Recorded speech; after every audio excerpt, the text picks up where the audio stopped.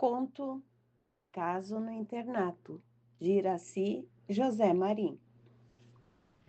Numa vila de poucas casas e uma única rua, havia um internato. Ele era destaque no meio educacional. Fora contemplado no ano anterior com o maior prêmio concedido pelo governo a uma escola de ensino colegial. Muitas famílias levavam para lá os seus filhos, ansiosas por lhes oferecer uma boa educação. As razões eram inúmeras, umas pelo ensinamento da moral, outras pela disciplina, outras pela religiosidade, outras ainda pelo bom ensino praticado no educandário, especialmente a química. É impensável um jovem pedir para fechar-se num internato porque gostava de tal conteúdo. Mas esta foi razão para Josias entrar naquele educandário. Ele afirmava que tinha vocação para a química. Conhecia a composição de várias matérias, não só da água. Esta até eu sabia. Chegávamos lá no início do ano e só retornávamos para casa no dia 8 de dezembro. Era a data da esperança. Nem pensávamos na celebração religiosa do dia. A saída para as férias era uma festa. Logo teríamos a liberdade da rua. A disciplina era rígida. O primeiro mandamento era a obediência. Os ditames morais também eram rigorosos. Havia uns educadores exigentes a ponto da brabeza. Qualquer desvio de comportamento tinha punição. Eu recebi algumas, confesso, mas o que fiz não tinha tanta relevância, nem qualquer perigo para a lei e a ordem que merecesse os castigos que suportei. Roubo de ovos no galinheiro, poucas vezes, e roubo de caquis e abacates que escondia em algum lugar recôndito do pomar, para saboreá-los em momento oportuno. Perdi passeios, perdi a sessão de cinema mensal e perdi a oportunidade de participar de um torneio de futebol de salão. A rigidez do horário foi uma das marcas que ficaram na minha vida, lamentavelmente. Precisei de muitos anos para me libertar. Não posso deixar de registrar as camadas de preconceitos que se acumulavam, ano a ano.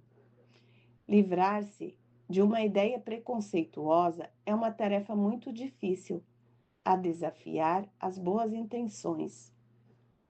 Muitos medos assimilados no decorrer daqueles anos de interno me acompanharam durante muito tempo. Também acumulei ingenuidade. Como sofri para desaprendê-la. Não posso deixar de registrar o conhecimento geral adquirido. Ao abandoná-lo, cada um levava estes pesos. Uns tinham sentimento maior nisto, outros naquilo. Depois a gente ia aproveitar o aprendizado e resolver, como fosse possível, as fraquezas assimiladas. Mas ninguém imaginava ser expulso. Seria uma desonra. Não dá para esquecer o acontecido com o colega Josias. Ficou na memória de todos. A sua vocação na área da química o levou a praticar uma experiência pela qual foi duramente punido, depois que se recuperou. Ficou quase uma semana na enfermaria por conta do acontecido. Não sei se ele se arrependeu do que fez. Nunca mais o encontrei. As aulas de química eram a sua alegria e, às vezes, um apuro do professor. Conhecia as composições químicas e a representação dos elementos. A tabela periódica entrava na sua cabeça como estavam os cabelos. Ele aprendia com facilidade as variações energéticas e as reações químicas de diversas matérias. Nas horas de estudo, ficava concentrado sobre o livro de química. Com a tabela periódica ao lado, desenhava, fazia cálculos. Certa vez um colega falou a meia voz: Josias, não seja tão cu de ferro. Menos o Nelson, todos riram. Logo um superior apareceu e o resultado foi castigo geral. Nem o Nelson escapou. Com base na composição química dos elementos, explicava por que a soda cáustica ajudava a limpar canos entupidos. Explicava a composição química do vinagre e do sal. Explicava as intrincadas relações do núcleo do átomo, com seus prótons, elétrons e nêutrons, o que então se conhecia. Ele nos ajudava nos estudos de química e tirávamos a sorte para ver quem sentava perto dele. Nas provas, menos o Nelson. Na época, não existia a palavra expert para explicar a capacidade de Josias. Hoje, afirmo com segurança, ele era um expert em química. Quase todos sabíamos que ele ia fazer um experimento. Só o Nelson ignorava. Ninguém lhe revelara nada. Era um delator. Uma vez, eu o convidei para tirar uns abacates durante a reza noturna. Ele concordou, mas não apareceu, e eu fui pego em flagrante por um superior. Levei castigo. Josias escolheu uma situação apropriada para fazer o seu experimento. Era uma tarde livre de sábado, enquanto uns jogavam futebol, outros vôlei ou pingue-pongue, e outros caminhavam à toa. Ele foi para a sala que servia de laboratório. Tinha poucas coisas lá, mas o suficiente para fazer o que projetara. Josias fez misturas de alguns elementos químicos. Pesava material de cada um e misturava num cilindro. Fez e refez a experiência. Depois de várias tentativas, conseguiu chegar ao ponto certo.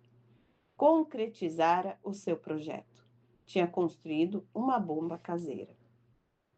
Com certeza, ficou muito satisfeito com o resultado a que tinha chegado. Mas, por algum motivo que nunca se soube, a bomba explodiu.